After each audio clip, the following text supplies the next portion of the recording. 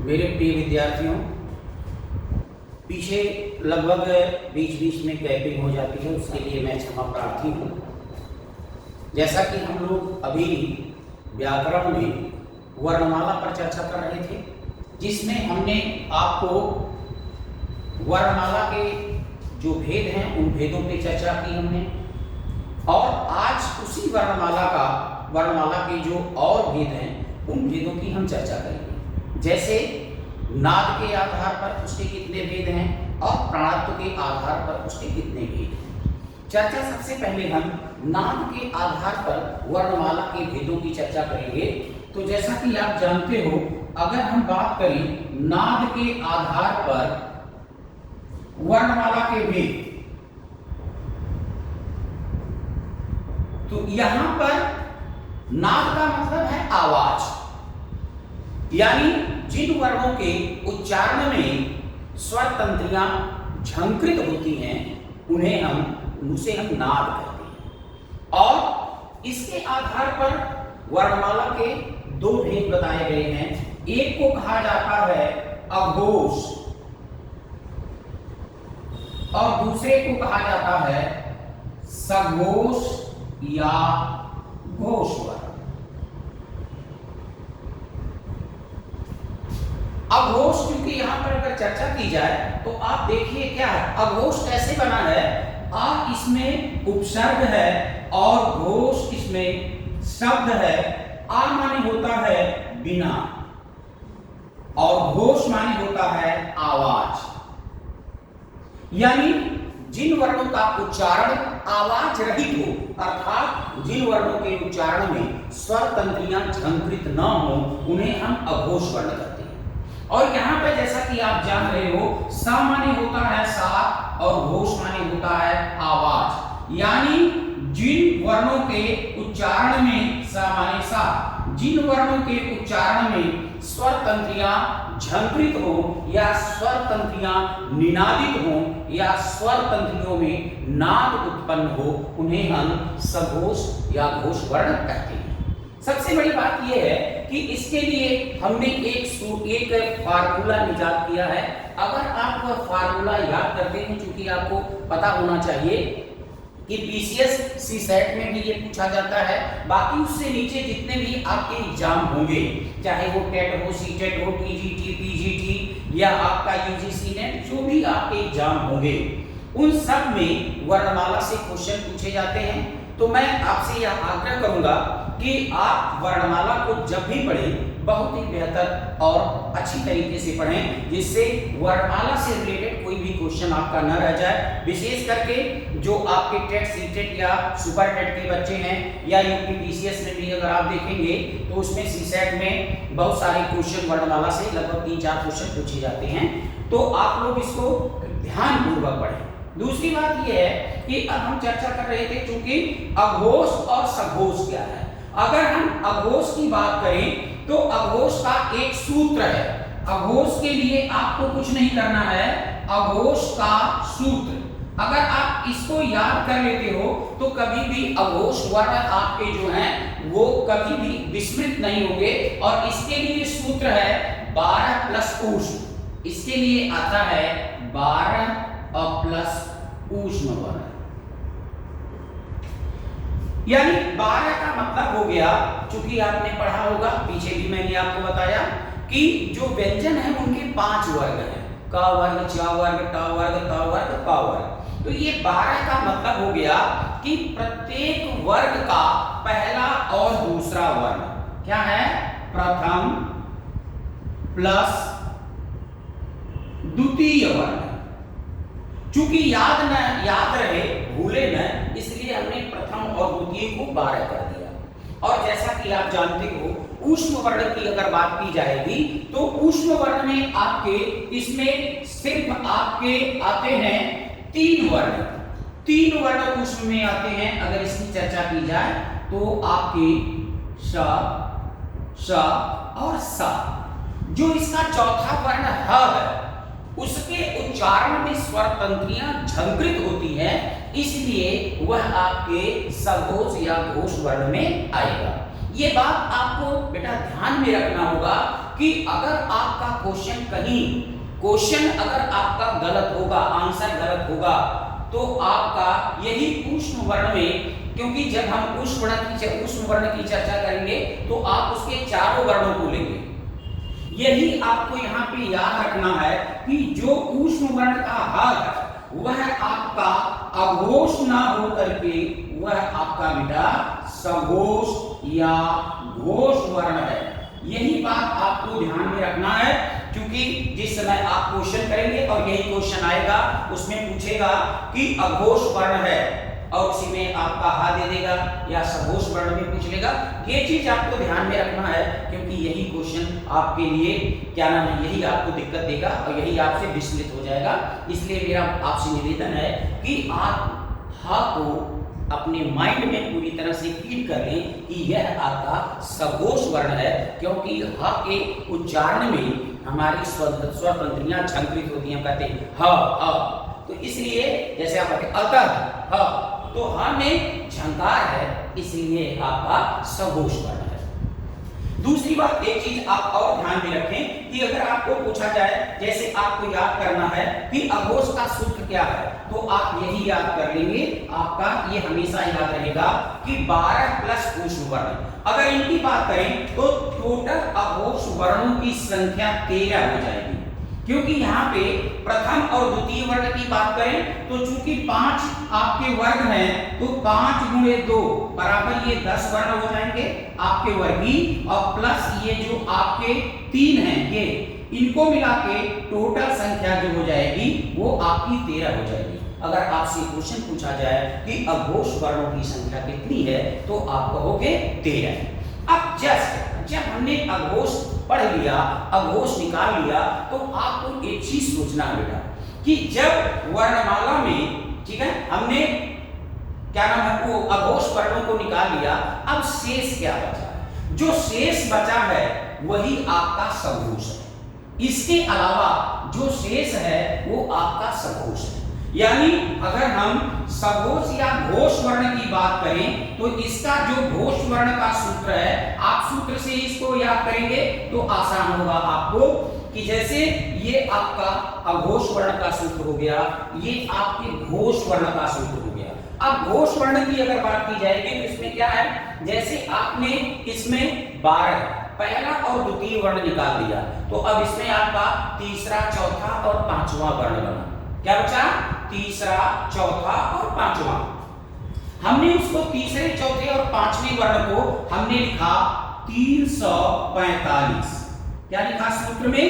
345, यानी प्रत्येक वर्ग का तीसरा, चौथा और पांचवा वर्ण। और प्लस यहां पे हमने क्या किया कि जब आपने ऊष्म निकाल दिया, ठीक है, तो अब इसमें क्या बचा? अंतस्थ आपके बचे 345 प्लस अंतस्थ। इसके बाद जैसा कि आप जानते हो, मैंने आपसे पहले भी कहा कि ऊष्म का एक वर्ण जो ह है वो आपका घोष वर्ण है, तो यहाँ पे आपने कर दिया हा और प्लस यहाँ पे आपने स्वर। इन सब को मिलाकर के जो आपका बनता है वो आपका घोष वर्ण है। जैसे आप 345 ग घ अंगा, तो जब भी आप उच्चारण करते हो ग घ अंगा, च छ ट ठ या च छ, फिर आप कहते हो ज झ य, ट ठ ड ढ न, तो उस हिसाब से आपकी ये वर्ण है, इनमें चूंकि आवाज होती है इसलिए इन्हें घोष वर्ण कहा जाता है। और जब हम इनकी चर्चा करेंगे तो 345 का मतलब हो गया कि 5 गुणे 3 बराबर 15 वर्ण हो जाएंगे आपके वर्गीय, 15 वर्ण वर्गीय, और प्लस इसमें जो आपके आएंगे अंतस्थ, 4 वर्ण अंतस्थ, प्लस इसमें आपके हा हो जाएगा 1, और प्लस इसमें 11 स्वर हो जाएंगे। अगर आप टोटल जोड़ेंगे तो 15, 4 19, 1 20 और 11 31, यानी घोष वर्णों की टोटल संख्या 31 है। क्या है? टोटल घोष वर्ण जो आपके हैं उनकी संख्या 31 है। तो इस तरह से ये नाम के आधार पर वर्णमाला का जो विभाजन है वो आपका घोष और जैसा कि आप जानते हो अघोष। दूसरी बात ये भी आप ध्यान में रखो कि ये एक दूसरे के विलोम भी हैं, ठीक है। अघोष का विलोम सघोष है, या अघोष का विलोम घोष है, या घोष का विलोम अघोष है। तो ये नाम के आधार पे वर्णमाला का विभाजन है। दूसरी बात बेटा, एक चीज और मैं यहाँ पे करना चाहूंगा कि इसी तरह से प्राणत्व के आधार पर जो इसका विभाजन किया गया है, अगर हम चर्चा करें तो यहाँ पे हम पाएंगे कि प्राणत्व के आधार पर, अब प्राणत्व की अगर बात की जाएगी तो प्राणत्व के आधार पर जो विभाजन है वर्णमाला का, आधार पर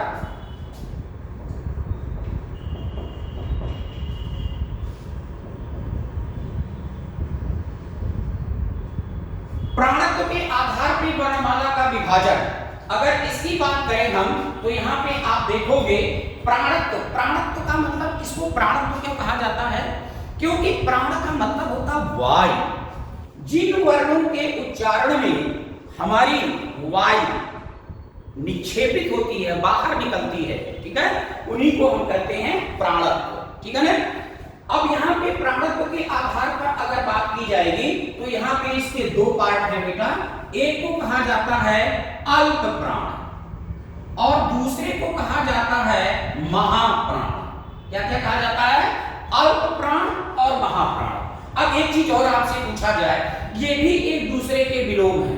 अल्प प्राण का विलोम महाप्राण, जैसे यहाँ पे ये विलोम है, उसी तरह ये भी अल्प प्राण महाप्राण ये विलोम है। दूसरी बात एक चीज और है कि अगर आपसे पूछा जाए कि इनमें समास कौन सा है, तो अल्प प्राण और महाप्राण में कर्मधारय समास है। क्यों? क्योंकि ये मात्रा बता रहे हैं, विशेषण है। अल्प और महा दोनों क्या है? ये विशेषण है, और प्राण जो है वो संज्ञा है। तो आप जानते हो कि जिसका पहला पद विशेषण हो और दूसरा पद विशेष या संज्ञा हो, उसमें कर्मधारय समास होता है, जो तत्पुरुष का भेद है। अल्प प्राण और महाप्राण इसीलिए कहा जाता है प्राणत्व के आधार पर विभाजन, यानी जिन वर्णों के उच्चारण में हमारी वायु कम निकले, उन्हें अल्प यानी कम मात्रा में निकले, उन्हें अल्प प्राण कहेंगे। और जिनके उच्चारण में वायु अधिक निक्षेपित हो या बाहर निकले, उन्हें हम महाप्राण कहते हैं, ठीक है ना। प्राण का मतलब वायु, जैसा कि मैंने आपको बताया, प्राण का मतलब होता वायु या हवा। जिन वर्णों के उच्चारण में वायु कम निक्षेपित हो या निकले, उन्हें अल्प प्राण कहते हैं। और जिनमें अधिक निकले, महा का मतलब क्या हो जाएगा? अधिक, और प्राण का मतलब वायु, जिनके उच्चारण में अधिक वायु निकले, निक्षेपित हो, उन्हें हम महाप्राण कहते हैं। जैसे हमने इसका सूत्र बताया, उसी तरह बेटा इसका भी सूत्र है अल्प प्राण का। क्योंकि जब आपको सूत्र आप रख लोगे, पढ़ लोगे, तो आपके दिमाग में कभी भी ये वर्ण इधर उधर नहीं होंगे। तो जैसे अल्प प्राण का, इसका सूत्र क्या है? अगर आप बात करोगे अल्प प्राण का सूत्र, तो आपका सूत्र क्या है? इसमें आपको लिखना है अल्प प्राण, जैसे आपने उसको लिखा है उसी तरह इसमें भी है 135 प्लस अंतस्थ प्लस स्वर, ये आपके अल्प प्राण। 135 का मतलब जैसे 345 का मतलब तीसरा, चौथा, पांचवा वर्ण, उसी तरह से 135 का मतलब ये हो जाएगा पहला, ये हो जाएगा तीसरा, और ये हो जाएगा पांचवा वर्ण। इसको हम कहते हैं 135, पहला, तीसरा, पांचवा ना कहकर के 135 कहते हैं, जिसमें आपका पहला, तीसरा और पांचवा।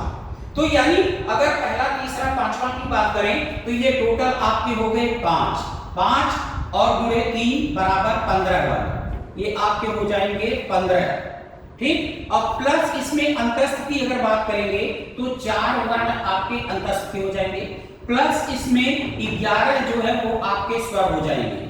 अब टोटल अगर आप देखोगे तो 15 4 19 और 11 30, यानी अगर चर्चा की जाए तो ये आपसे अगर पूछा जाए कि अल्प प्राण में वर्णों की संख्या कितनी है, तो आप बताओगे 30, क्योंकि इसमें 15 वर्ण जो हैं वो आपके वर्गीय हैं, 4 वर्ण आपके अंतस्थ हैं और 11 जो आपके स्वर हैं। टोटल संख्या मिलाकर के 30 है, और इन्हीं 30 वर्णों को हम अल्प प्राण कहते हैं। इनके उच्चारण में हमारी जो वायु है, हवा है मुंह से वो कम निकलती है, इसलिए इन्हें अल्प प्राण कहा गया। अब इसी तरह अगर हम बात करें महाप्राण की, तो महाप्राण की अगर आप बात करोगे तो इसका भी अगर महाप्राण के सूत्र की बात की जाए तो महाप्राण का भी सूत्र यही है। जैसे आपने वहां पे पहले अघोष का निकाल दिया, जो शेष बचा वो सघोष है, उसी तरह यहाँ पे भी आपने अल्प प्राण का, जब अल्प प्राण के वर्णों को आपने निकाल दिया, इसका सूत्र आपने क्या नाम है, इसके सूत्र के द्वारा आपने वर्णों को अलग कर दिया, तो जो शेष वर्ण बचे हैं वही आपके महाप्राण हैं। अब अगर हम यहाँ पे बात करें तो जैसे 135 है, तो इसमें क्या बचा, वर्गीय में दूसरा और चौथा, यानी यहाँ पर हमने लिखा 24। 24 का मतलब है दूसरा वर्ण और चौथा, प्रत्येक वर्ग का दूसरा और चौथा वर्ण, प्लस जब आपने यहाँ पे निकाल दिया, अंतस्थ निकाल दिया, तो इसमें क्या बचे, ऊष्म बचे। ठीक है ना। तो आपके अब अगर इसकी हम बात करें तो यहाँ पे आपका टोटल अगर इसकी आप बात करेंगे तो इसका कितना हो गया, 24 प्लस ऊष्म, तो 24 का मतलब हो गया 10 वर्ण ये हो गए, 2 25 10 और प्लस 4 ये हो गए 14। अगर 14 की बात की जाए और एक इसमें आपका बचता है, क्या है, व्यंजन, ऊष्म व्यंजन, ऊष्म व्यंजन प्लस इसमें आता है विसर्ग। ठीक, तो विसर्ग को अगर आप ले लोगे तो +1 बराबर 15, यानी अगर हम बात करें कि आपके जो महाप्राण है, महाप्राण का सूत्र क्या है, क्योंकि आप कंफ्यूज ना हो, आप अपना लिख लीजिएगा कि महाप्राण का सूत्र है, और नीचे इधर हमने लिखा है ये अल्प प्राण का सूत्र है, और यहाँ पर जैसा कि हमने लिखा है ये घोष वर्ण का सूत्र है, और जब ऊपर आप जाओगे तो ये अघोष वर्ण का सूत्र है। अगर ये सूत्र आपको याद होगा तो 100% है कि इनमें कभी भी आपसे गलतियां नहीं होंगी। एक बार मैं पुनः कहूंगा कि जब भी आप सघोष और अघोष की चर्चा करें तो हा को आप जरूर याद रखिएगा कि हा जो है वो अघोष नहीं बल्कि सघोष है। और यहाँ पे भी वही बात आती है कि अल्प प्राण महाप्राण, यानी जो ये आपके 15 वर्ण हैं, जब इनका हम उच्चारण करते हैं तो हमारी जो वायु है वो अधिक मात्रा में बाहर निकलती है, इसीलिए इनको हम महाप्राण कहते हैं। अब इस तरह से देखा जाए, अगर कोई पूछे कि महाप्राण में वर्णों की संख्या कितनी है तो आप कहेंगे 15 है। अगर कोई आपसे पूछता है कि अल्प प्राण में वर्णों की संख्या कितनी है तो आप कहेंगे 30। इसी तरह कोई पूछता है कि अघोष वर्णों की संख्या कितनी है तो आप कहेंगे 13। और अगर कोई पूछता है कि सघोष वर्ण या सघोष वर्णों की संख्या कितनी है तो आप क्या बताओगे, 38। ठीक है, इसी के साथ मैं अपनी वाणी को विराम देता हूं। आगे फिर जो वीडियो होगा उसमें मैं पुनः आपसे चर्चा करूंगा किसी नए बिंदु पर। और दूसरी बात यह है कि कोई भी आपको कंफ्यूजन कुछ भी है आप मुझे कह सकते हैं, मुझसे मेरा नंबर होगा उस पर आप मुझे फोन कर सकते हैं। जो यथासंभव हो पाएगा, जो भी मेरे पास ज्ञान है मैं प्रयास करूंगा कि आप उससे लाभान्वित हों। इन्हीं शब्दों के साथ मैं अपनी वाणी को विराम देता हूं। क्षमा चाहूंगा कि वीडियो समय से लगातार नहीं जा पा रहा है, प्रयास होगा कि आगे आपको वीडियो समय से मिलता रहे। धन्यवाद।